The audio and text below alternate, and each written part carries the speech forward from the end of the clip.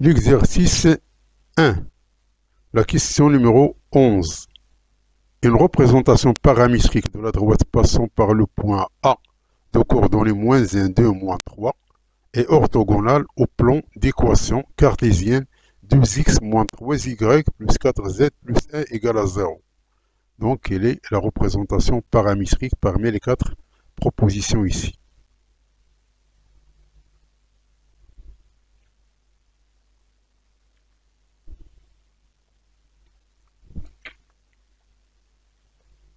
Donc, on a l'équation cartésienne du plan. Donc, on a le point A de coordonnées -1, 2, moins tiers. Donc, la représentation cartésienne du plan, ici, montre que le n,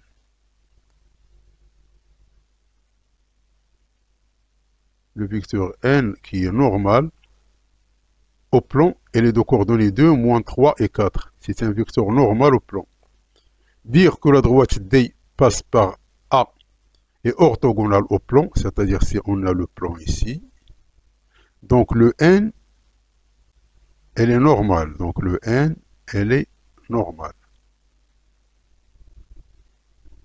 Et on a D, elle est perpendiculaire au plan. Donc c'est-à-dire que D, elle-même, elle a dans ce sens. Donc le n qui est normal du plan, il devient vecteur directeur de la droite D. Donc c'est le vecteur qui dirige la droite D.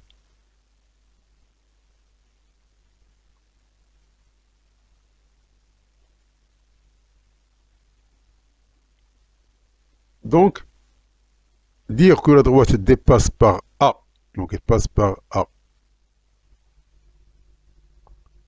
est orthogonale au plan, signifie que N, c'est un vecteur directeur de la droite D. Donc si on prend un point M du plan de coordonnées x, y, z, alors on aura donc AM, elle est égale à T1, c'est-à-dire son collinéaire. Donc si on prend un point M ici, donc AM, il est collinéaire avec N. Donc c'est-à-dire AM, c'est donc AM, c'est x moins 1, c'est-à-dire x plus 1, est égal à 2 t, car n est là de coefficient 2, donc 2 fois t. On a y moins 2 est égal à moins 3 fois t. On a z moins 3, c'est-à-dire z plus 3, elle est égal à 4 fois t. C'est-à-dire que x il est égal à moins 1 plus 2t, y est égal à 2 moins 3t, et z est égal à moins 3 plus 4t avec t. C'est un paramètre réel. Donc parmi les propositions, c'est que la représentation D, qui est la représentation paramétrique de la droite qui est perpendiculaire au plan et passant par le point A.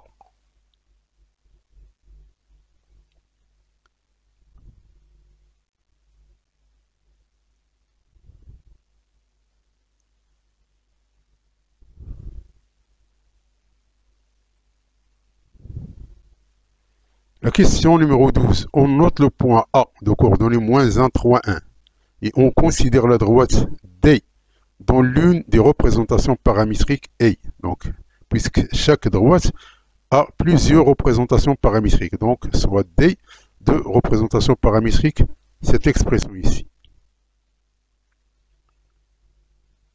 Donc, ce qu'on veut, c'est les coordonnées du projeté orthogonal du point A sur la droite D. Donc, le projeté orthogonal de A sur la droite D.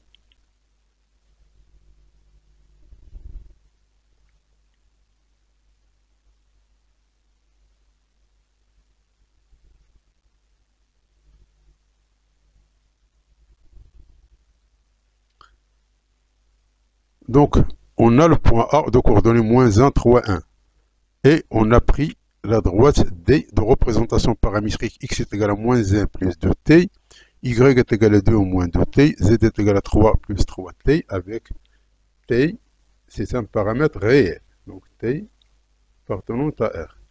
Donc soit U est le vecteur directeur de la droite D. Donc U est la de coordonnées le 2 le moins 2 et le 3. Donc soit H la projetée orthogonale de A sur D. C'est-à-dire on a voici D, voici le point A, et voici le projeté orthogonal ici. Donc ça c'est H. Ce qu'on veut, c'est le coordonnées de H. Donc, on voit que donc si on dit D, c'est-à-dire qu'il a un vecteur directeur ici. Ça c'est U. C'est-à-dire que le vecteur ici AH, elle est perpendiculaire.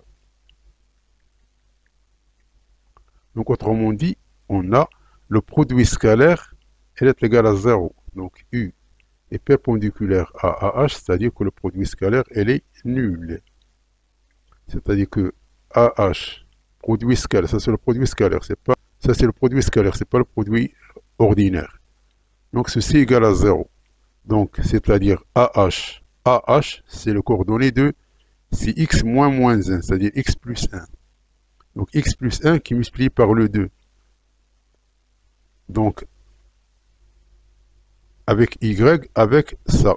Donc ça c'est y moins 3. Donc y moins 3, il faut la multiplier par moins 2. Donc on a moins 2. Donc ça c'est y moins 3 qui multiplie moins 2. Et l'autre c'est z moins 1 qui multiplie 3. Elle est égale à 0. Donc après réarrangement, on va trouver cette expression ici. Maintenant, on va prendre le x et le y et le z, on va la remplacer ici. On va trouver le t. Une fois on trouve le t, on la remplace ici pour trouver les coordonnées de h. Donc, on aura donc x, elle est égale à cette expression ici, et y, elle est égale à ça. Donc, la réponse, c'est la réponse A.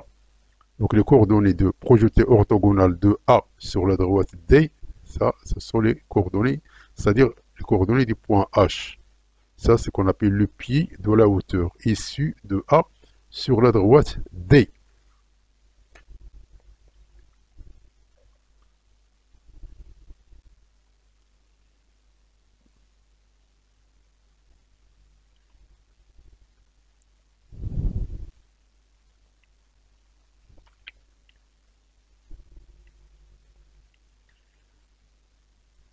La question numéro 13. L'intersection de la droite dirigée par U de coordonnées 3, 2, 1 et passant par le point A de coordonnées 1, 2, 3 avec le plan X ou Y et le point B de coordonnées. Donc on cherche les coordonnées du point B qui est l'intersection de la droite qui passe par A et dirigée par ce vecteur ici avec le plan X ou Y.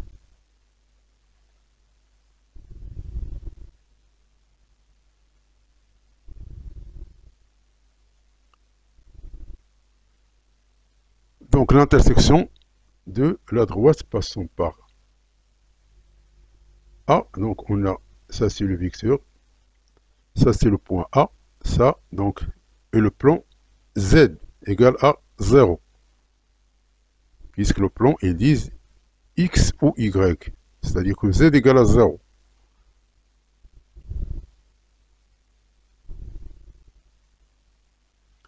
Donc, paramétrons la droite et résolvons Z de T égale à 0. Donc, on a D et la deux coordonnées puisque le D, donc puisque le A appartient à D et D est dirigé par ce vecteur ici.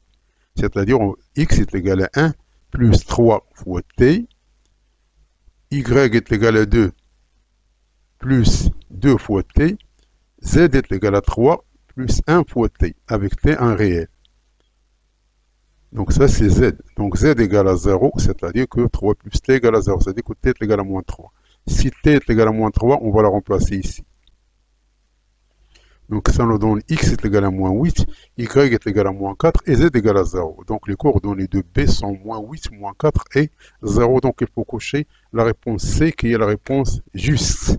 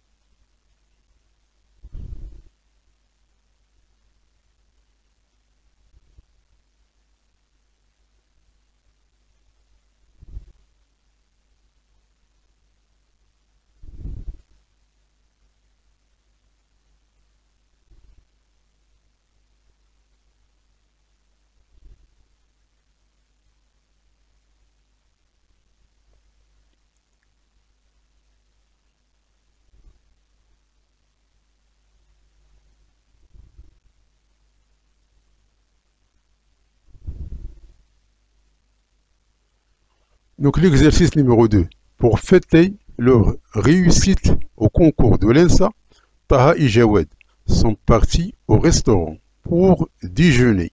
Taha possède dans sa poche 3 billets de 50 dirhams et un billet de 100 dirhams, alors que Jawed a dans sa poche un seul billet de 50 dirhams et un seul billet de 100 dirhams. En tant qu'amis joyeux, Taha et Jawed décident en commun accord avec le serveur de payer leur repas selon la procédure suivante.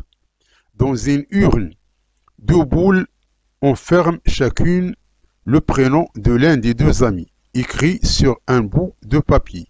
Le serveur doit choisir au hasard une des 2 boules. Donc l'œuvre énonce le prénom écrit sur le bout de papier.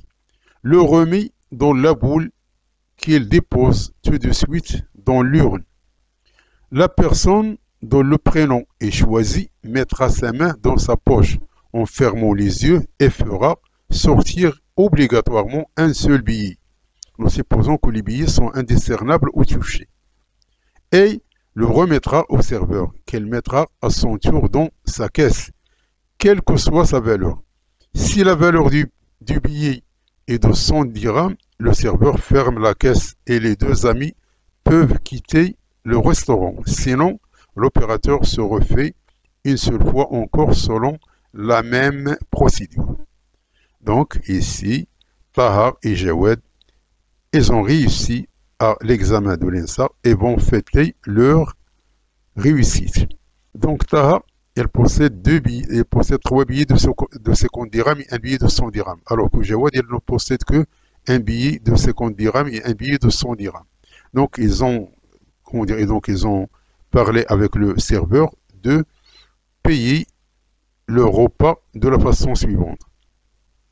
Si le serveur reçoit un billet de 100 dirhams, automatiquement, elle ferme le jeu et les 2 amis peuvent quitter le restaurant.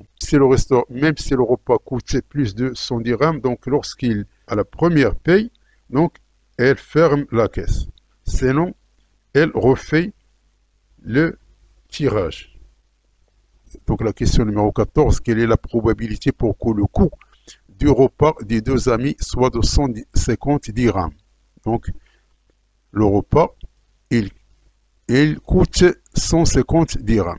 Quelle est la probabilité pour que le coût du repas soit de 150 dirhams?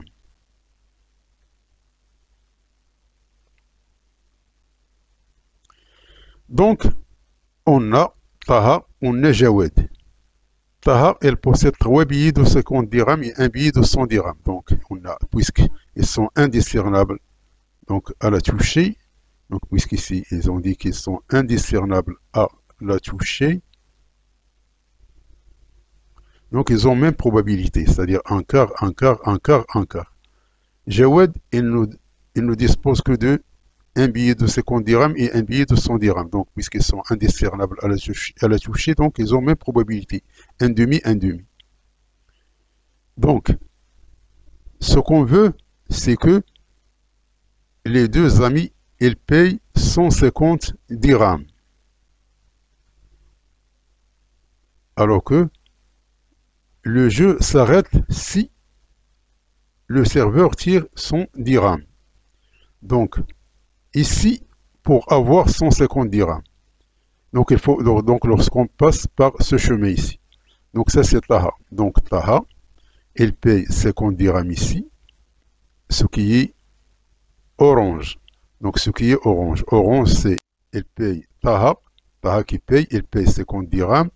Puis, Taha, elle paye 100 dirhams. Donc, Taha, elle paye 50 dirhams, puis elle paye 100 dirhams. Donc, la probabilité, c'est un demi ici, un quart, un demi, mais ici, un demi, il y a 3 fois, parce que, donc, elle peut passer par 50 dirhams ici, ou 50 dirhams ici, ou 50 dirhams ici. Donc, il y a 3 choix. C'est pour ça qu'on va multiplier par 3. Mais, donc, ça, c'est un demi, un quart, un demi, un tiers, fois 3. Donc, c'est 2 sur 32. Donc, avec les flèches bleues, donc, elle va passer toujours cette Taha. Donc Taha, elle paye. Donc ici, elle a 3 choix. Donc c'est 3 fois 1 quart. Ici, c'est 1 demi. Donc on passe à Jawed, et Jawed qu'il veut payer 100 dirhams. Donc on a cette probabilité ici. Donc on passe de l'autre côté, c'est le vert. Donc ici c'est Jawed qui commence le premier. Donc il paye 50 dirhams. Donc lorsqu'il paye 50 dirhams, donc Taha il doit payer le 100 dirhams. Parce que ce qu'on veut c'est 150. Ou bien, ça c'est Jawed qui paye 50 dirhams au premier, puis il paye 100 dirhams. Donc puis on somme. On va trouver qu'il est égal à 10 sur 32, donc il faut cocher la réponse D qui est la réponse juste.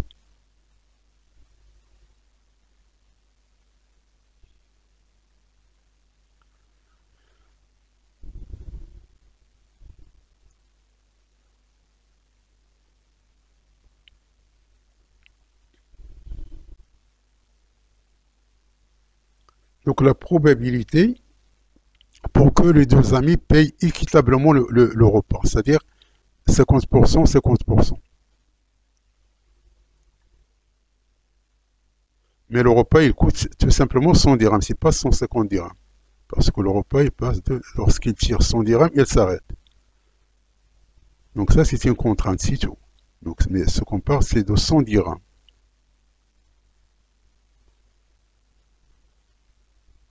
Donc pour qu'il paye d'une façon équitable, donc on a les choix ici. Donc c'est-à-dire on a le marron, on a le bleu ciel. Donc le marron, c'est Taha. Donc Taha, elle va payer les 100 dirhams. Donc elle va payer ici. Donc c'est Taha. Donc ici, c'est 50 dirhams. Donc puisqu'il y a 3, donc elle a le choix de 50. Donc elle reste 50. Donc elle va passer par ça. Donc donc ils vont payer d'une façon équitable. C'est-à-dire le Taha, il va payer 50 dirhams et Jawad, il va payer 50 dirhams. Donc on commence par Taha. Taha, elle paye 50 dirhams. Donc elle a le choix parmi ces trois. Et Jawad, il n'a que un seul 50 dirhams. Donc ça, on va multiplier par 3. Donc ça, c'est un demi, un quart, un demi, un demi. Mais il faut multiplier ici par 3. De l'autre côté, donc Jawad, il va payer le premier, donc 50 dirhams. Et Taha, elle va payer 50 dirhams, mais il y a 3 choix. Donc on va passer de cette façon-là. Donc on aura donc la paye est égale à la somme des deux, donc est égale à 6 sur 32. Donc il faut cocher la réponse A qui est la réponse juste.